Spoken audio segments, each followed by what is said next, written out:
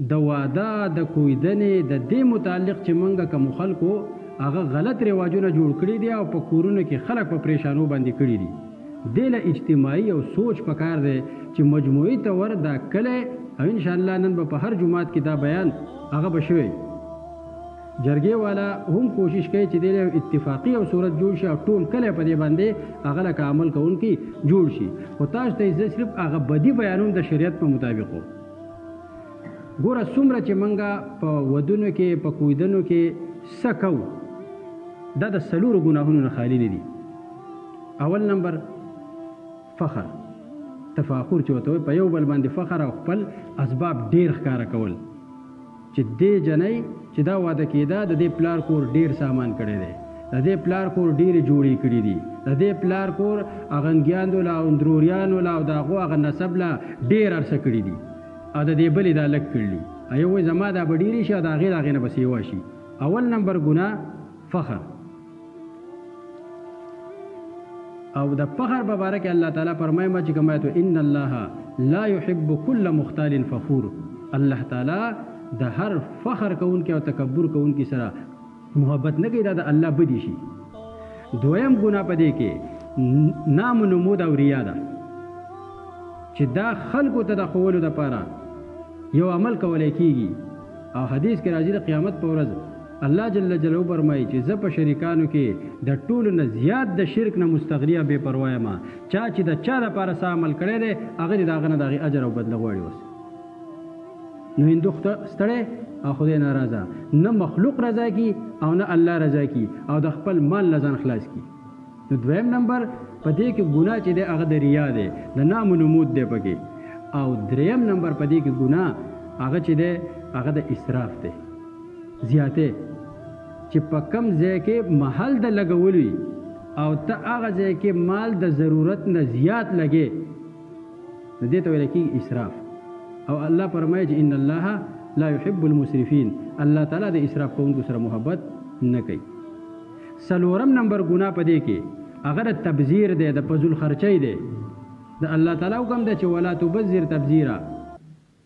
فضول خرچي مه کوه، بې ځایه بې پیدې مال مه لګوه. او ان المبذرین کانوا اخوان الشیاطین. څوک چې بې ځایه مال لګوي فضول خرچي کوي دا د شیطان رونه دي، دا د شیطان په شان دي. ځکه شیطان له الله تعالی قوتونه صلاحیتونه ورکړل، هغه د الله په نافرمانی کې ولګول. دغه رنګې دله الله مال ورکړی دی، دی د الله تعالی په نافرمانی کې لګوي او ضایع کوي. دا د شیطان رونه دي. نو چې څومره موږ څه کوو د دې څلورو ګناهونو نه به هغه خالی نه وي، خامخا به دی. بل په دې کې په ودونو کې آتشبازي، هوایي ډزې کول یا روشنایي د دې دغه کول، دې ته ویل کېږي فضول خرچي. د دې هیڅ ضرورت نشته. د دې مال تپوس په الله جل جلاله د قیامت په ورځ باندې کوي چې دا مال دی ګټلی څنګه او دا مال دی خرج کړی څنګه دی.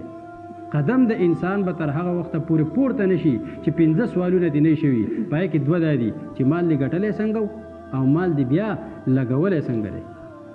نو په ودونو کې یا په خوشحالۍ کې هوایي ډزې کول یا آتشبازیانې کول چې په هغې باندې په زرګه او په لکاو روپۍ ولګي، ولې دا ته بې ځای لګې؟ ستا د خپل بچو رزق، د هغو په تعلیم، د هغو په تربیتو، ته چېرته د خیر په کار کې دا ولې نه لګې؟ چېرته د غریب بې وسه بې دسه د لارې کوڅې د جوماتو په دې کې ولې نه لګې چې ته هوایي لکه دا پیسې داسې اړاو کې؟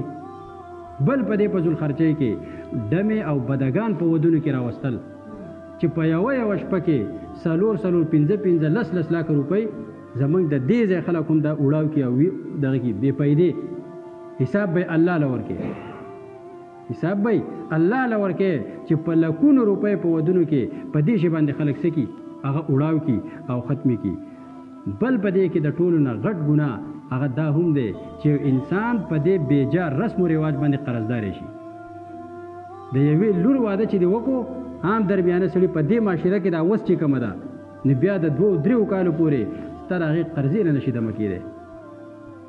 د هغې د قرضې نه نشي دمه کېدی. او د قرضې باره کې د پیغمبر علیه الصلاة والسلام وینا ده چې کم سړی قرضدار یې مړ شو دی جنت ته راتلو نه منع دی تر څو پورې چې دغه حقدار ته د حق حواله شوی نه شهید چې خپل وینه قرباني ورکړي خپل بدن په دنیا کې خوږ دی رې بل خوږ نشته چې هغه سړی د الله لپاره ورکړي او هغه جنت ته نشي تر څو پورې چې دا باندې قرضه ده هغه ادا شوی نه نو بل څوک لړ شي نو په دې رواجونو باندې خلک قرضدار شي او چې قرضدار شوی او مړ شوی په دې قرضه کې نو تر هغه پورې ته جنت ته نشي تللی تر څو چې دا حق درنه ادا شوی دی په دې وجه باندې دا دې موږ تهیه وکړو ټول چې د چا سره موږ غم خادي کوو د چا سره موږ رشته کوو دا دې ورسره شرط کوو چې مه راله کوه نه به درله کوو څومره چې ستا وس دی د خپل جهیز د خپل لور د هغې وکه د خپل وس مطابق چې ستا څه دي هغه ورله وکه خو دې ته څه ضرورت دی چې د دغې زوم خویاندې او د هغه خاوندان او د هغې بچو له صندوقونه او لاکېټونه او ګوتۍ او د دې حده پورې چې په یو صندوقونه باندې 50 شپېته زره روپۍ هغه ته ولګي او 15 صندوقونه دا کې دې ته څه ضرورت دی ولې ودونه ګران کړل څومره چې واده ګران شو زنا ارزانه شوه دا د انسان داسې قوت او طاقت دی لکه څنګه چې انسان وږی کېږي او تږی کېږي نه چې یو ماشوم په 14-15 کاله کې ځوان شي او د 13 کالو پورې 15 او 14-18 کاله دته د خوراک نه ملایږي نو موږ یو ورځ د بغیر د خوراک نه پاتې کېدی شو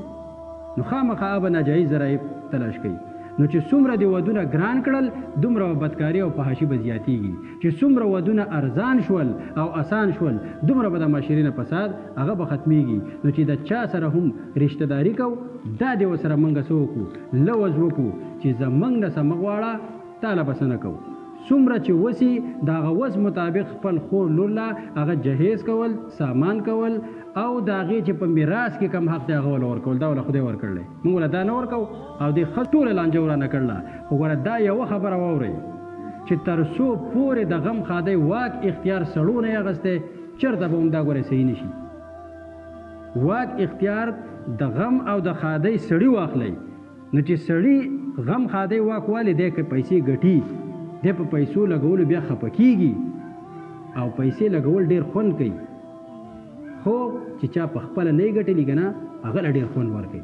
او چې تا په خپله باندې وګټلې په خپله نو بیا به دې په یو روپۍ پسې هم زړه خوږېږي هغه یو قصه ده که نه و یو کس پیزار د چپلو د 2 روپو چپلې اخیستي هغه یو قیمتي سازر په باندې پاکول هغه کس ورته وایي چې دا سازر دی د 20 روپو دی او پیزار د پلسټکو دی د 2 روپو دی ته په دې سازر باندې د سخاب د کمزور پیزار ولې پاکې وې دا سازر راته د پلار نه پاتې شوی دی بې کړاوه دی او وې دا 2 روپو دا چپل چې دی دا مې په خپله ګټلي نو ځکه په دې باندې څه کېږم هغه خفه کېږم نو ګوره